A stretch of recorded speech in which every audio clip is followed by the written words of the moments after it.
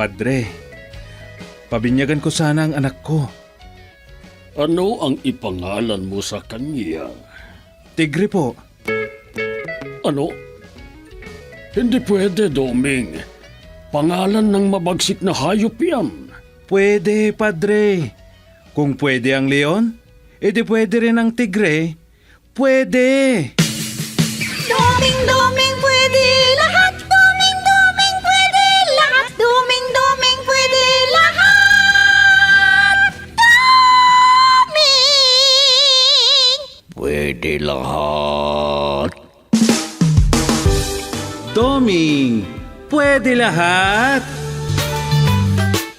Isang manunulat, matalino, malalim ang pag-iisip, pero laging naiidlip. Walang pinagkaiba sa kwago. Iba't iba ang pagkatao, bida, kontrabida, at mapagmasid. Mga kaibigan, huwag kaligtaang pakinggan ang araw-araw na pakikipagsapalaran ni Doming sa kailaliman ng panaginip. Doming, pwede lahat! Isinulat at sa direksyon ni Letty Astudillo Aquino mula sa Lovelet Artists and Talent Center Drama Productions, handog sa inyo ng #1 and most trusted radio network in the country, Bombo Radio Philippines. Basta Radio, Bombo!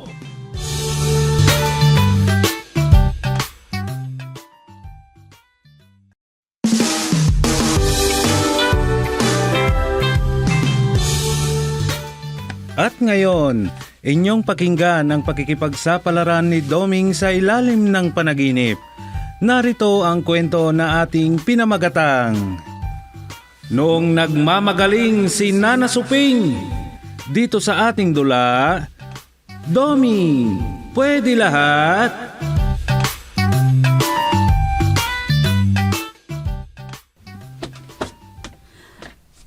Wala bang alam ang mga tao na maitutulong?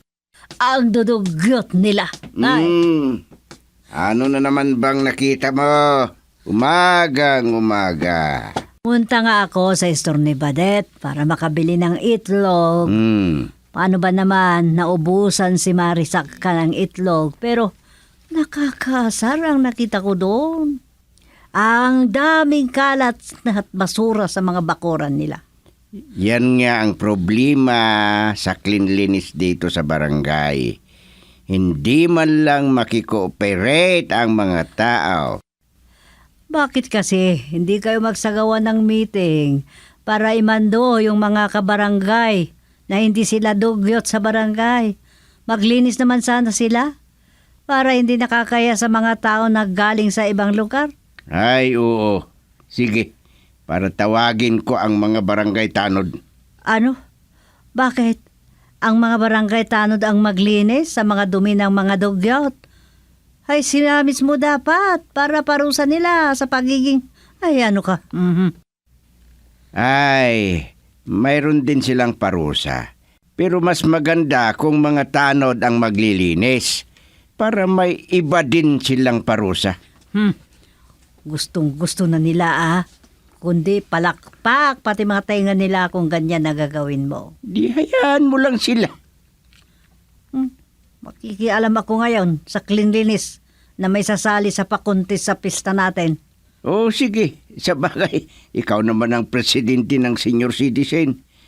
Pero huwag naman ang mga senyor ang maglilinis. Ay, di Makikipag-away ako kung ganyan pa rin ang mga tao. Ay, nako. Maghulos dili ka, Suping. Baka mapagalitan kita. Hindi maganda at hindi basta ganyan lang. Kung ganyan lang mga tao, mga kabarangay natin, ay, baka kung akong magalit, makasampal pa ako dyan ng tao. Ay, nako. Huwag mong gawin yan. Ay, hindi maganda kung pagalitan lang sila. Ambahan mo na habang kinakausap mo. Ano? Oo!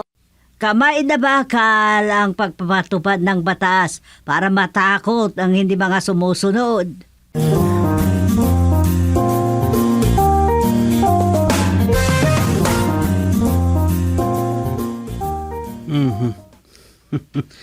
Ano ba naman tong biyanan ko na si Supeng?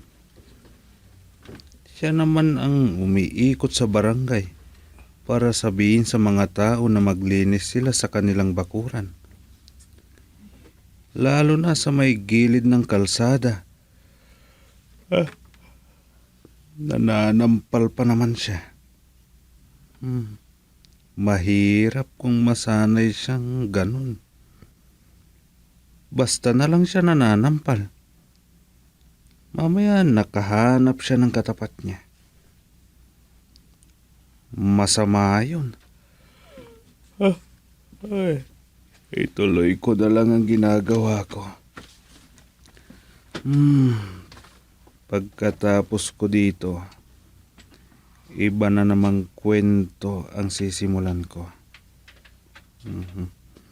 Magsusulat ako ng isang kapitan na malapit nang hindi makapagsalita. At ang asawa niya lang ang nagsasalita. Pero gustong gusto naman ng mga tao. Hindi yata maganda. Kikisabay na naman tong antok ko. Ihinto ko muna. Wala din naman. Hindi ko rin mai-concentrate ang isinusulat ko kung pipilitin ko pa.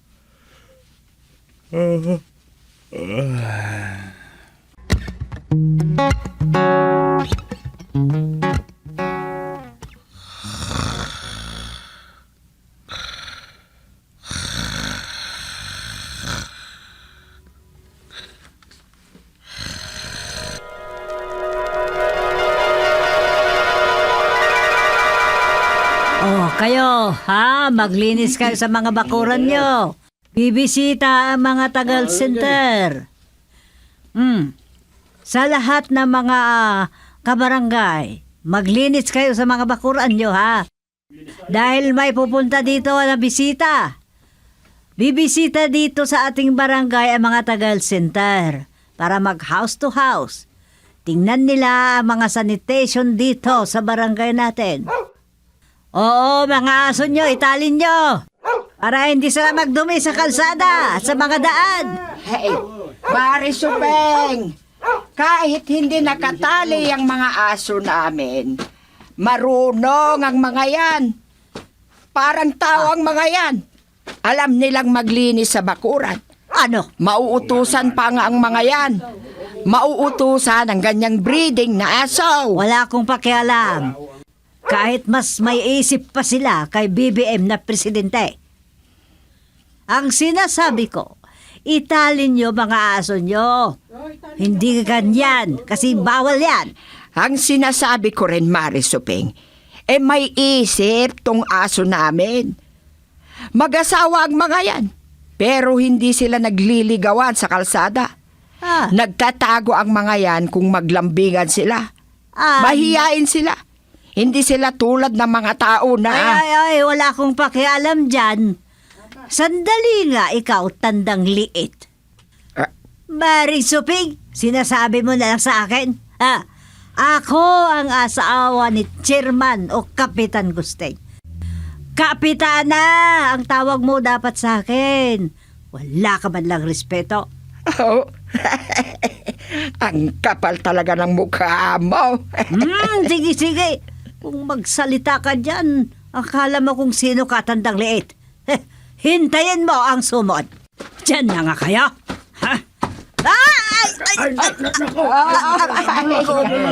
Kapitana, nakahiga ka naman na dyan sa kalsada.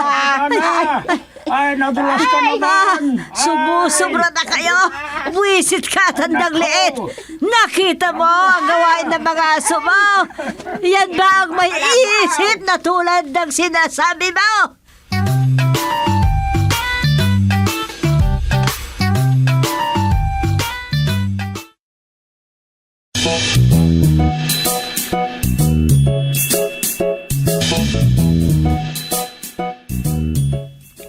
Huwag ka kasing sumusubra, Supeng. Tumahimik ka nga dyan, Gusteng. Ay, ako ang chairman ng barangay. Kaya... Ano naman kung ikaw, hindi ka naman pinapakinggan ng mga tao. May ordinansa ang barangay natin, pero hindi naman nila sinusunod. Yon ang gusto kong maipatupad. Oo, tama ka. Pero ako ang kapitan. Oo nga, ikaw ang kapitan. Pero hindi ka naman kasi nagsasalita. E di ako ang maging spokeswoman mo. Ay, masama ang ganyan. Maganda! Anong masama?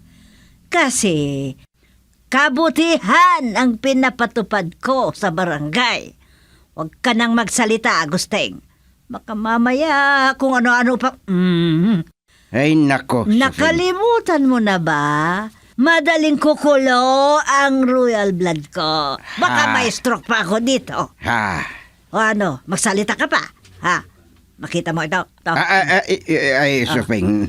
Nakahanda na naman ang kamay mo. Oo, itong kamaong ito. Dadapo dyan sa bumbong. Ay, kung minsan kasi, Sofeng, huwag ka naman masyado kasi. Ay, aray ko ang bumbunan ko. Magbubukol na naman dyan. Ay, Kaya nga. Buti sana kung may buhok akong pangtakip dyan sa ulo ko. Ayan, tama ang sinabi mo. Ay, Kaya nga, huwag ka nang magsalita. Pwede? Ano ka ba naman, Sofeng? Hayaan mo na lang ako sa aking ginagawa. Total, para naman to sa ikabubuti ng lahat.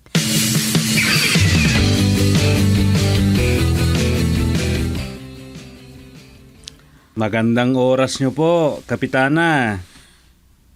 Anong sinabi mo, Dumeng? Kagawad, Dumeng? Kapitana?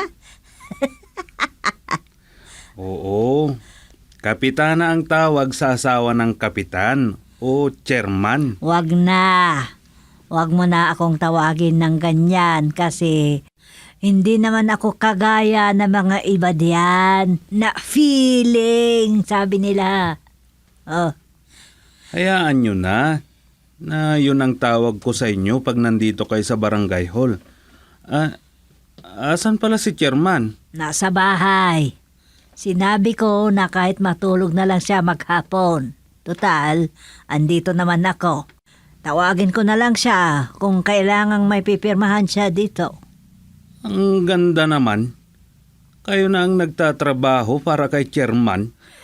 Lalo na't wala pang barangay secretary. Lagi kasing absent. Lagi namang ganyan. Gusto ko lang naman na magpahinga ang tatay ninyo kasi nakikita ko ang pagod niya. Pagod na siya araw-araw.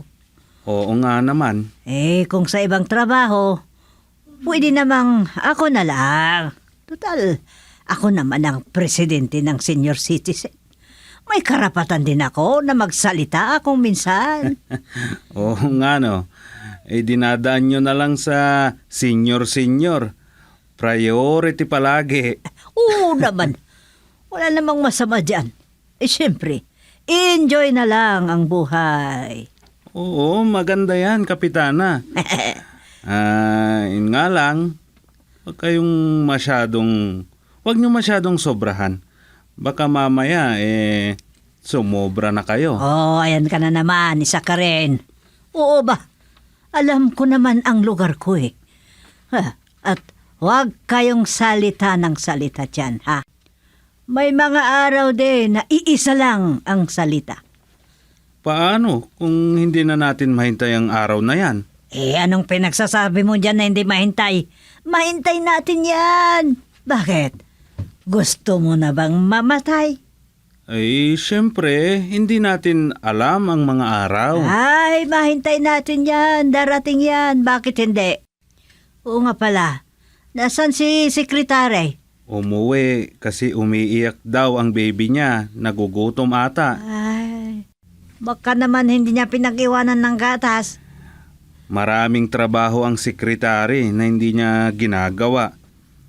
Buti na lang at si Itay ang chairman. Kung iba yan, hindi ko na alam. Noon pa sana natanggal yan kung iba ang kapitan. Kung ako lang ang masusunod, noon pa yan, wala na, tanggal na.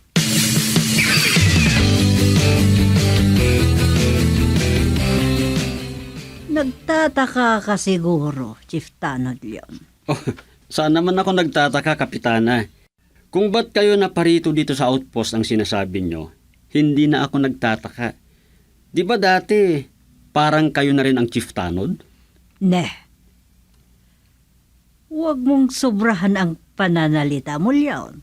Dahil hindi ko inaagaw ang posisyon mo bilang Chief Tanod. Wala akong sinasabi na ganyan, Kapitana. Ay, dispensa. Kung nagkamali ako sa pandinig. Magronda kasi kayo. Tignan nyo, baka may akyat bahay na naman na dumating dito sa barangay Hingalo.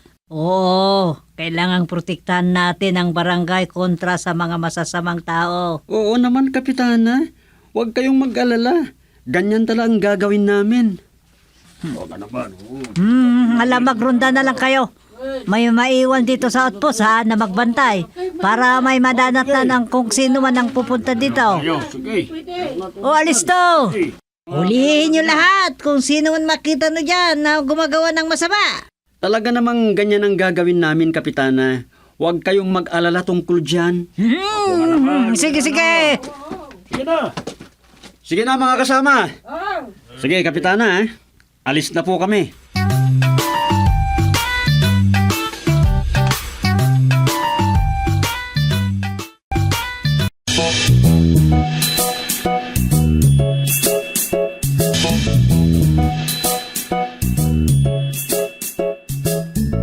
Kumusta ang barangay, Sufeng?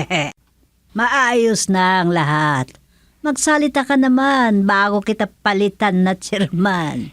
Hinayaan lang kita sa ginagawa mo para subukan kita at tignan kung kaya mo. Isa pa, kung ano ang masasabi ng mga kabarangay natin. Oo, alam ko yan. Pero huli na ito. Ano yan? Sa barangay assembly, hayaan mo akong magsalita. Kasi marami pa akong gustong sabihin. Ano? Huwag na. Bahala na ang mga kagawad na magsalita para i-report nila ang mga ginawa nila. May i-report din ako. Huwag na sabi eh. Hindi ka naman kagawad. At ako ang chairman, hindi ikaw. May gusto pa akong sabihin sa mga kabarangay bilang presidente ng senior citizen. Marami akong report na sasabihin sa kanila. Nabigyan na kita ng maraming pagkakataon. Hindi mo pa sinabi ang gusto mong sabihin sa kanila? Marami pa nga akong hindi nasabi. Oh, ano naman ang sasabihin ko sa posisyon ko kung ikaw ang magsasalita na parang ikaw ang nakakaalam sa lahat? Sabihin mo na lang na personal secretary mo ako. Ano? Bakit may ganyan ba? Ako nga, personal secretary, ika nga. Iba ang barangay secretary. Mayroon akong sasabihin sa mga tao. Pero huli na ito, Gusting. Huli na.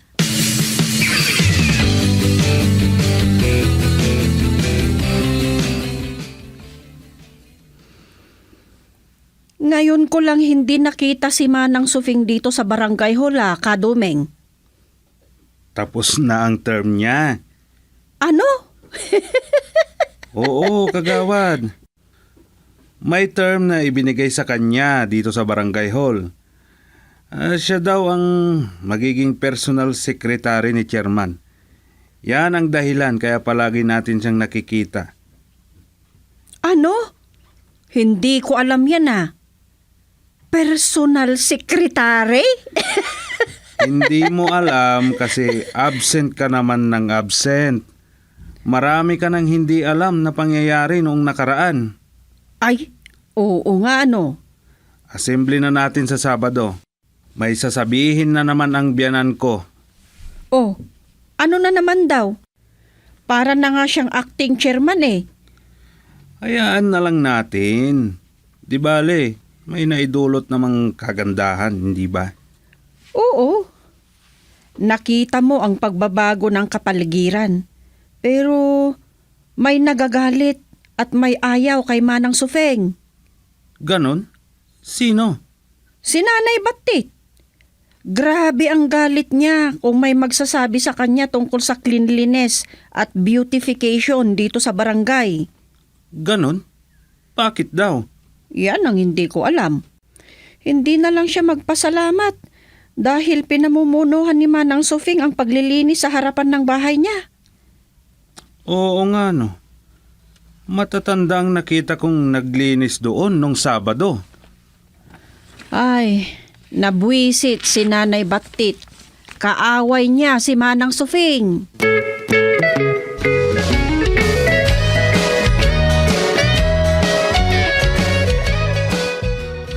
Si Suping na naman ata ang pinakamagaling na magsalita ngayon.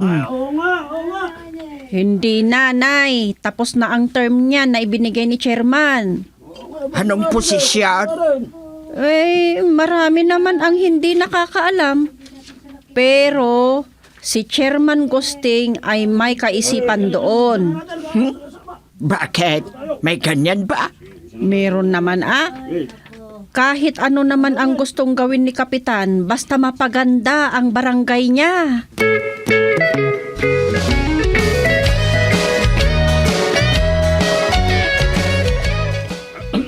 Mga minamahal kong kabarangay dito sa Barangay Hingalo. Nangyari itong meeting para sa mga problema sa barangay natin. Ito ang pagkakataon na sasabihin namin sa inyo ang mga nagawa namin. At mga gagawin pa namin na makakabuti sa ating lahat. Sasabihin ko na dahil sa nagmamagaling at pamumuno ni Sufing. Marami ang mga problema na nasimulan at nalutas na. Nalutas din ang iba para sa ikakabuti ng Barangay Hingalo. Hindi kami naniniwala. Ano? Totoo na akala mo kung sinong magaling. At alam ko na marami kayong sinasabi sa amin. Pero dahil dyan, may sorpresa kami sa inyo. Sinong may-ari sa mga aso na yan? Di ba may ordinance na tayo na matagal na nang hindi nyo sinusunod? Kailangan may tali lahat ang mga aso at may mga aso pang hindi nakatali. Sino ang may-ari mga yan? Silaki! Aso ko ang mga yan. Ikaw pala, Batit. Bakit? May reklamo ka, Gusting? Nagmamagaling si Suping. Inutakan niya ang mga taga-Hingalo. Ay, ako lang ang hindi. Ay, ganun ba? Sige, hayaan mo mga aso mong ganyan. Pero, obligado ka na maglilinis sa mga dumi nila araw-araw.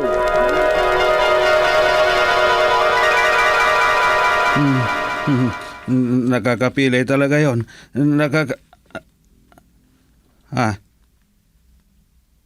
Nako. Ang sama ng panaginip ko.